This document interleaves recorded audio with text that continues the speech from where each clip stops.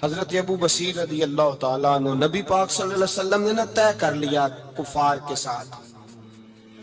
حدیبیہ کی جنگ ہوئی تو فرمایا اگر کوئی مسلمان مکے چلا جائے گا تو کافر کہنے لگے ہم واپس نہیں کریں گے، اور اگر کوئی کلمہ پڑھنے والا ستایا ہوا مسلمان مدینے آئے گا تو مسلمانوں کو واپس کرنا پڑے گا.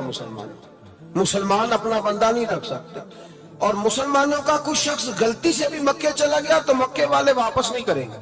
حضرت ابو بصیر رضی اللہ تعالیٰ عنہ صحابی تھے، باپ نے، بھائی نے، محلے والوں نے قید کیا ہوا تھا کلمہ پڑھنے کی وجہ سے، پیروں میں زنجیریں تھی، بیڑیاں تھی.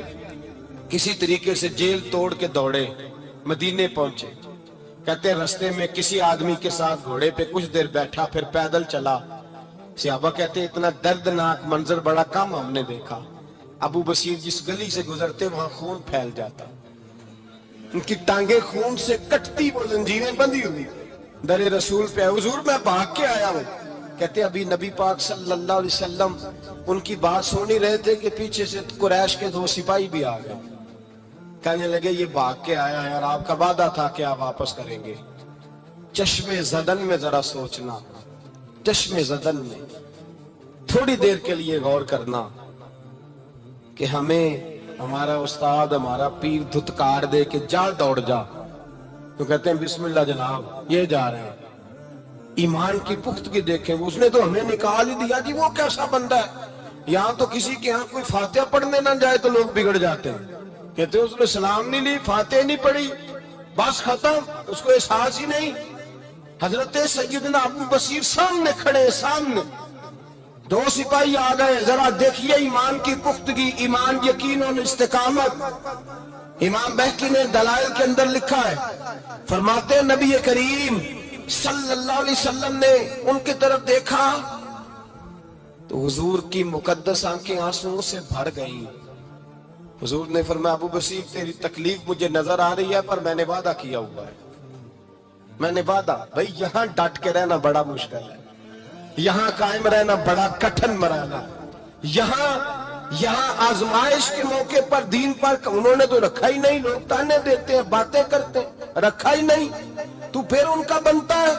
حضور نے فرمایا تجھے جانا پڑے گا. صحابہ کہتے ہیں پورے مدینے میں ایسے تھا جیسے سوگ کا سما ہو. جب وہ 2 سپاہی حضرت ابو بصیر کو پکڑ کے لے جا رہے تھے تو وہ پلٹ پلٹ کے پیچھے دیکھتے تھے، پلٹ پلٹ کے، پیروں میں خون ہے، آنکھیں آنسوؤں سے بھری ہوئی. فرماتے ہیں جب وہ پلٹ رہے تھے تو مدینے کی گلیاں بھی رو رہی تھی.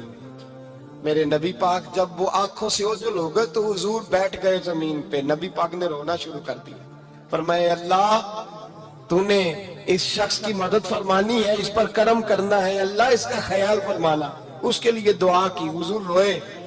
حضرت ابو بصیر باہر نکلے تو وہ جو کافر تھے نا وہ کہنے لگے تو بڑا بنتا تھا ان کا، انہوں نے تجھے رکھا نہیں، تجھے رکھا بھی نہیں.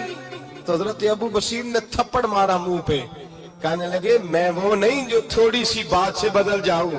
ایمان، یقین اور استقامت کی دولت ملی ہوئی ہے. آپ فرمانے لگے میرا تو ایمان اور پختہ ہو گیا ہے کہ میرا نبی اپنے وعدوں کا بڑا پابند ہے، میرا رسول اپنے وعدوں کا بڑا پابند ہے. حضرت ابو بصیر کہتے ہیں مدینے کی سرحد گزر گئی تو میں نے کھینچی تلوار، ان میں سے ایک سپاہی، اب آؤ میرے مقابلے میں جس نے آنا. ایک کو مارا، دوسرا بھاگ گیا. فرماتے اب میں مکے جا نہیں سکتا تھا، جاؤں گا تو وہ زیادہ ماریں گے. مدینہ حضور نے قبول نہ فرمایا. فرماتے ایک جنگل میں جا کے العیس نام کی ایک بستی تھی، وہاں ڈیرا لگا لیا. دریا کے کنارے پانی پی لیتا، پتے کھا لیتا، تن تندور ہڈاں دا بالن تے اسی ہوا نال تپایا. کپ کپ مکیاں پیڑے کیتے تے اتو صبر پلیٹھن لایا. تن دی ہانڈی تے من دا سالن اتے لون صبر دا پایا. غلام فریدا وے میں ساری تیری، غلام فریدا وے میں ساری تیری، تینوں اجے یقین نہیں آیا. فرماتے سالوں پتے کھائے، اب جو بھی وہاں سے تنگ ہوتا وہ میرے پاس آ کے پناہ لیتا. جس کو مکے والے مارتے میرے پاس آ کہتے تانے دینے والے آ کے کہتے ہو تم کس طرح کے نوکر ہو، تمہیں تو انہوں نے رکھا ہی نہیں. ہم نے کہا چپ کر جا، وہ ہمارے آقا ہے، وہ ہمارے آقا ہے، رکھے تب بھی ٹھیک ہے، نہ رکھے اللہ اکبر، ایمان دیکھو، قوت دیکھو، جیڑیاں خسماں دی وچ رضا بسن پاگ جاگ جاندے انہاں گولیاں دے تے میں گڈی ہتھ ڈور سجن دے، او جنج رکھے اونج رہنا ہے، واجب نہیں جے وچ شریعت مندہ خسم نو کہنا۔ فرمایا بس ٹھیک ہے، جس طرح حضور راضی ویسے ہی ہم راضی۔ حضرت ابو بصیر رضی اللہ تعالیٰ عنہ کے پاس 300 صحابہ کٹھے ہو گئے، 300۔ حضرت ابو بصیر جب مدینے کی سرحد سے گزر رہے تھے نا تو نبی پاک نے ایک آواز دی تھی، فرمایا ابو بصیر ایک وقت آئے گا کہ میرا پیغام تجھ تک پہنچے گا، ایک ٹائم آئے گا۔ حضرت ابو بصیر سے جب کوئی کہتا نا کہ زندہ کس بات پہ ہو تو فرمانے لگے مصطفیٰ کے فرمان پہ بڑا یقین ہے، بلاوا آئے گا، مجھے بلاوا، مجھے یقین ہے کہ مجھے بلاوا، بڑی امید ہے سرکار قدموں میں بلائیں گے، اور کرم کی جب نظر ہوگی مدینے، مجھے یقین ہے کہ مجھے بلاوا۔ حضرت ابو بصیر رضی اللہ تعالیٰ عنہ فرماتے ہیں کہ وقت گزرتا گیا، 300 لوگ کٹھے ہو گئے۔ جب کوئی مسلمانوں کا قافلہ مکے کے پاس سے گزرتا تو مکے والے لوٹ لیتے تھے، حضور نے بھی اجازت دی مدینے والوں کو، اگر ان کا قافلہ کوئی آئے تمہیں بھی حملے کی اجازت ہے، کفر کا مال مال غنیمت ہے۔ حضرت ابو بصیر کہتے ہیں جب بھی ہمارے قریب سے وہ رستہ تھا شام کی طرف جانے کا، جب بھی کافر گزرتے ہم ان کے قافلے پکڑ لیتے، لوٹتے، ہم بھی ان کو اس طرح کی سزا دیتے جو مسلمانوں کو دیتے تھے۔ فرماتے ان کا جینا محال ہو گیا، ہاتھ باندھ کے نبی پاک کی بارگاہ میں گئے، کہنے لگے یہ شرک ختم فرما دیں اور آپ ان کو بلا لیں، بلا لیں۔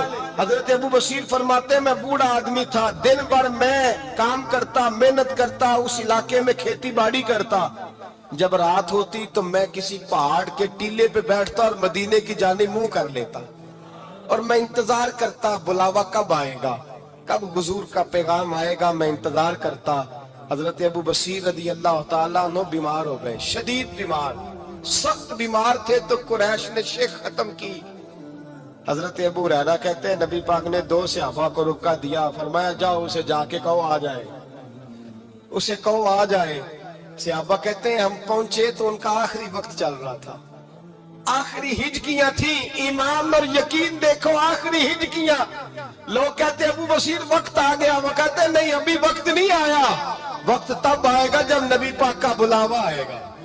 حضور کا وعدہ تھا وقت تب آئے گا جب میرے نبی کا بلاوا آئے گا، ابھی بلاوا نہیں آیا تو ابو بصیر کا وقت بھی نہیں آیا۔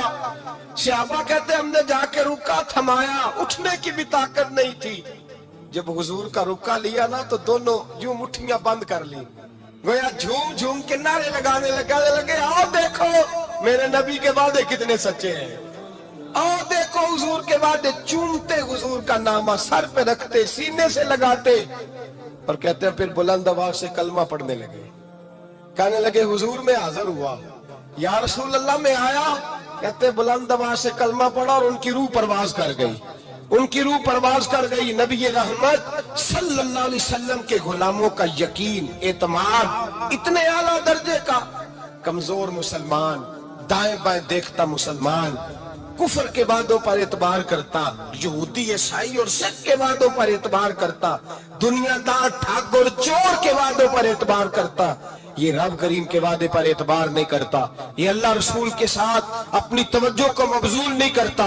میرے رسول کریم سید عالم صلی اللہ علیہ وسلم کے غلاموں نے اعتماد کر کے، یقین کر کے ہمیں بتلایا ہے کہ جب تیرے پاس یقین کی دولت ہوتی ہے پھر تو دنیا کا طاقتور آدمی ہوتا ہے، جب تیرے پاس ایمان کی قوت ہوتی ہے تو دنیا کا سب سے مضبوط شخص ہوتا ہے۔ اپنے آپ کو مضبوط کریں، اپنے اندر ایمان کی توانائی پیدا کریں، یہ جھوٹے وعدوں پر، جھوٹی تسلیوں پہ اپنے آپ کو زندہ نہ رکھیں، نہ دیکھیں دائیں بائیں کیا ہو رہا ہے، توجہ سیدھی اللہ رسول کی جانب رکھیں، مضبوط ایمان پیدا کریں، تگڑا